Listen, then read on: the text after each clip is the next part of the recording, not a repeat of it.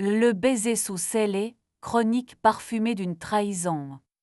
Je m'appelle Camille et mon travail consiste à donner une peau aux souvenirs.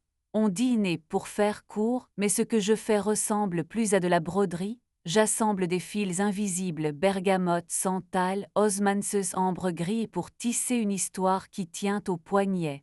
Les parfums ont des portes dérobées.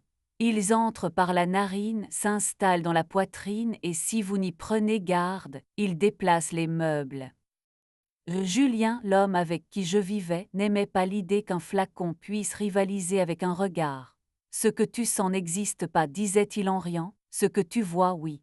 Il a des yeux gris qui savent calmer un ascenseur plein, une manière de se tenir face aux autres comme s'il signait déjà des autographes. Il organise des événements pour des maisons de champagne. Tous ses messages commencent par on trinque ce soir et finissent avec des bulles. J'ai longtemps trouvé ça séduisant, la manière qu'il avait d'ouvrir chaque porte comme une fête. La première odeur étrangère est arrivée un mardi, au col de sa chemise, une vanille trop propre montée avec un musc blanchâtre presque cosmétique. Rien à voir avec mon sillage, plus sombre que sucré. J'ai plongé le nez dans la trame juste au-dessus du bouton, et j'ai eu ce vertige intime qu'on ressent quand un meuble préféré a changé d'endroit pendant la nuit. Julien a attrapé sa chemise, elle sent quoi, docteur, et s'est mis à siffler sans attendre la réponse. Le lendemain, je reçois à l'atelier une enveloppe crème, sans timbre, glissée sous la porte, à l'intérieur un buvard imprégné, une boucle de jasmin sans bac mêlée à un cumin discret, coupé net par du gingembre confit. Sur le coin du papier au crayon, je dis, c'est maigre une odeur pour en faire une preuve. Mais c'est beaucoup quand c'est votre langue maternelle. Je dis donc, je dis quoi, je dis qui. Je travaille alors sur une commande délicate. Une femme veut un parfum de scène qui n'ait pas l'air de travailler, un voile qui chuchote, peau plus que flacon. À force de fouiller mes tiroirs, je me suis souvenu d'un lieu dont m'avait parlé une collègue, un speakeasy olfactif dans le passage des panorames, dissimulé derrière un magasin de timbres. Tu demandes le N89, avait-elle glissé, et on t'ouvre par en dessous. Je n'y étais jamais allée. J'aimais l'idée que certains endroits aient besoin d'un mot de passe qui n'est pas un mot. J'y suis allée un jeudi. La boutique de timbres s'appelait Philatélia, vitrine d'antan, papier couché sous verre, odeur de carton sage. Un homme au gilet bleu, moustache dessinée au tire-lit, m'a répondu sans surprise lorsque j'ai demandé le N89. Il a soulevé le coin d'un tapis et là un escalier étroit descendait vers une pièce où l'on entendait de la musique sombre, presque humide. À l'entrée un rideau de velours. Les murs en bas portaient des flacons de posséquet et des photographies de nuque. Au fond, un bar bas où l'on servait des cocktails conçus. Le barman s'appelait Naël. Il avait une voix grave qui parlait bas même quand il riait. Ses mains coupaient la lumière en gestes sûrs, comme celles de ceux qui ont appris à ne pas renverser l'intime. Je me suis assise, j'ai posé l'enveloppe sur le zinc. Je cherche l'origine de ça. Il a levé le buvard à la hauteur de ses yeux, l'a respiré à une distance respectueuse, puis plus près, un sourire a penché sa bouche. Je sais qui utilise ce mélange. Pas un parfum commercial, plutôt une signature de loge. Il a plongé un doigt dans le tiroir. Je suis venu pour la vérité, ai-je dit, elle a sûrement une odeur. Toujours, mais elle pique parfois les yeux. Je n'ai pas demandé comment il le savait. Il m'a servi un verre qui sentait la cannelle froide et la poire pochée, a effleuré ma main en posant le sous-verre. Ce n'était pas un geste programmé, c'était un frôlement qui tombait juste, la musique a changé. Une femme a commencé à chanter derrière le rideau, voix claire, étrangère à sa propre douceur, une manière de dire viens qui ne promettait rien. J'ai reconnu dès la première nappe la même vanille propre mêlée à ce cumin sage. Ce parfum-là était sur la chemise de Julien. Le jeudi, c'est. Je n'ai pas poussé le rideau. Je suis restée au bar, à regarder la main de Naël essuyer un verre plus longtemps que nécessaire. Il n'a pas cherché à questionner mon silence, il s'y est installé, comme on s'assoit à côté d'un inconnu dans un train. Quand j'ai quitté le N89, j'ai gardé sa carte, l'odeur de la salle sur mon foulard, et la certitude qu'un rideau peut servir à autre chose qu'à cacher.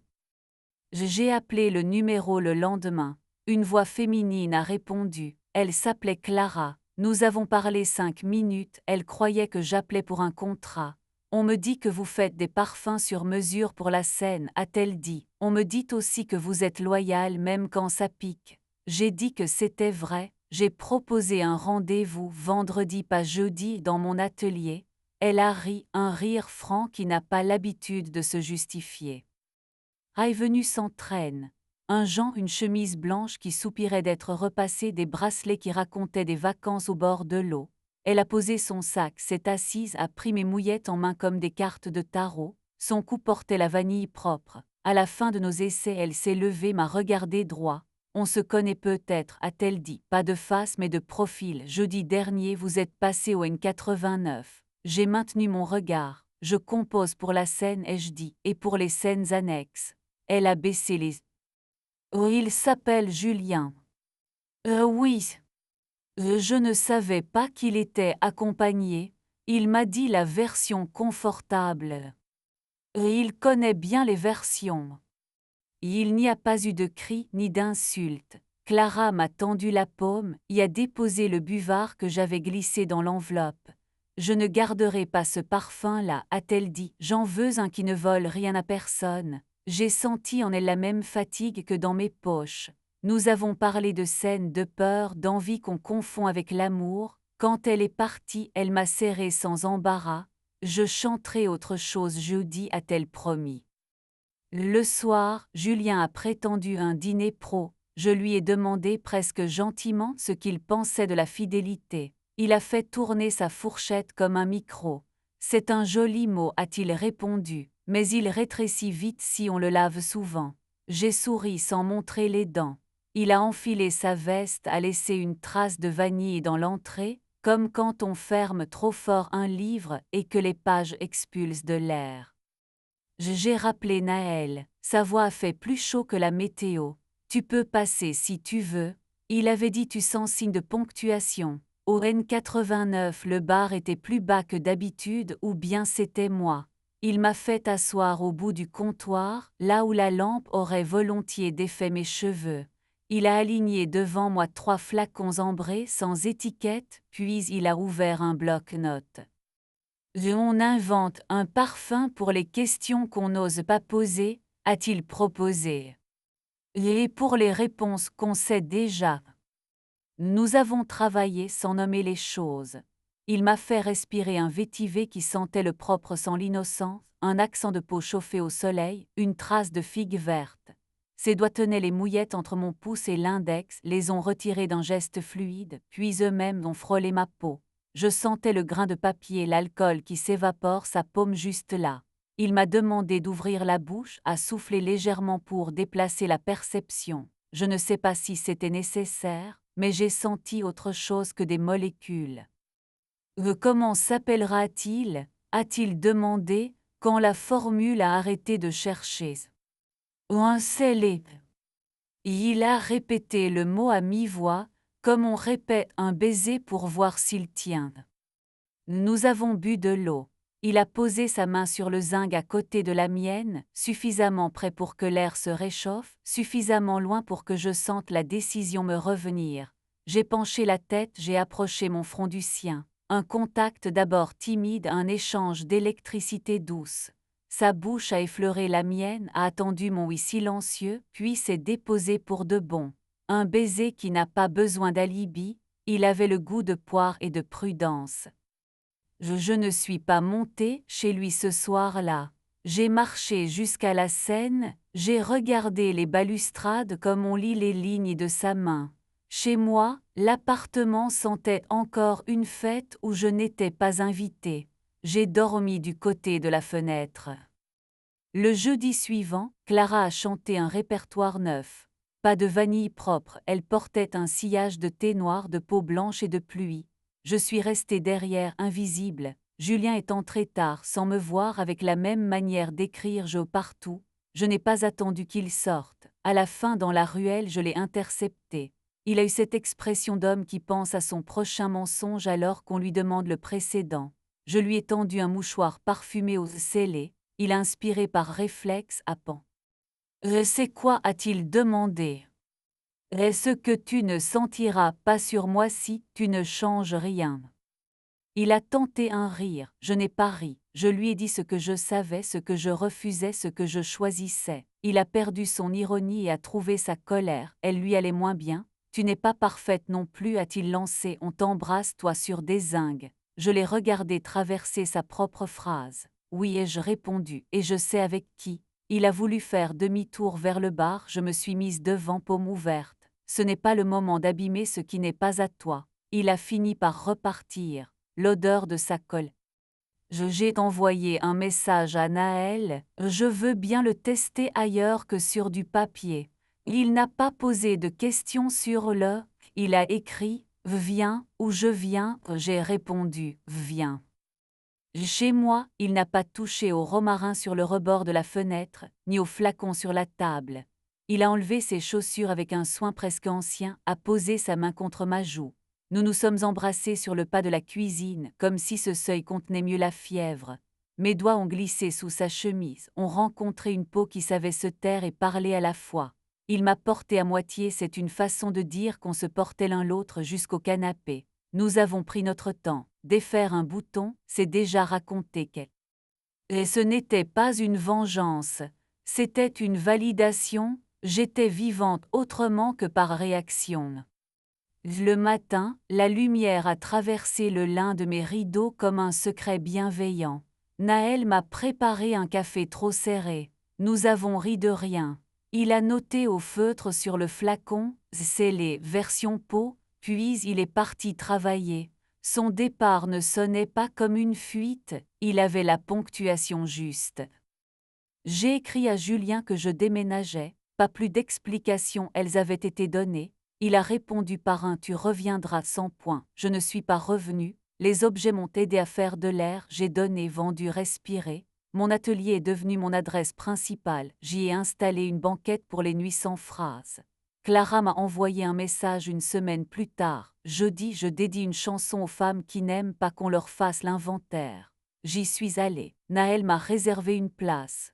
Nous nous sommes tenus la main. Avec le temps, Célé a trouvé son public. Des femmes l'achetaient en disant je n'ai pas à me justifier. Des hommes le portaient pour se souvenir de ce qu'il promettait. Je signais au dos du carton pour ce que vous n'avouerez qu'à vous-même. Parfois Naël passait à l'atelier aux heures mortes. Il s'asseyait sur le tabouret de bois, je posais sur sa nuque quelques gouttes d'essai. Nous nous embrassions contour couchés loin des vitrines. Il n'a jamais essayé de rebaptiser ma vie, il s'y est promené en retirant ses chaussures. Un soir de pluie, Julien a franchi la porte de l'atelier. Il n'avait pas l'air d'une victoire abîmée, plutôt d'une habitude en manque. Il a regardé les flacons, les rubans, les carnets ouverts. Tu as changé d'odeur, a-t-il dit. J'ai haussé une épaule. C'est tout le projet. Il a posé les mains à plat sur le comptoir, a fermé les yeux. Je n'ai pas su te garder, a-t-il soufflé. J'ai pris une mouillette, j'ai écrit au feutre verbe garder, puis j'ai ajouté temps passé. Il a souri malgré lui. Je lui ai tendu un petit flacon. La nuit, parfois, l'ancienne jalousie revient à pas nus. Elle ouvre le frigo, boit au goulot, se regarde dans le reflet du four. Je la laisse faire, puis je lui tends un verre d'eau. Elle n'a plus d'arguments. Je m'endors avec la joue au creux de l'épaule de Naël, ou seule, mais jamais abandonnée de moi. On m'a demandé récemment d'écrire un parfum pour une exposition sur la trahison. Le commissaire voulait quelque chose de narratif mais portable. J'ai mélangé un accord d'encre renversé de poire croquée de cuir clair. J'ai glissé en fond une miette de sucre brûlé, mémoire des baisers trop longs. Le nom s'est imposé, alibi. En collant les étiquettes, j'ai souri en pensant à la petite phrase de Julien, ce que tu sens n'existe pas. Si seulement il avait su que certaines odeurs restent là même quand on les nie, plus fidèles. Je pourrais dire que tout finit bien, mais c'est un verbe trop rond. Disons que tout continue juste. Clara chante le jeudi sans se casser la voix. Parfois elle passe à l'atelier, on se sert 3 secondes de plus. Julien organise des fêtes où je n'ai rien à faire. Moi je compose, je respire, j'embrasse, je travaille. Et quand je ferme la boutique tard, que j'éteins les appliques une à une, je garde la dernière allumée un moment. J'aime cette petite minute où la lumière ne sait pas encore si elle va rester ou partir. Je pose ma main sur la vitre.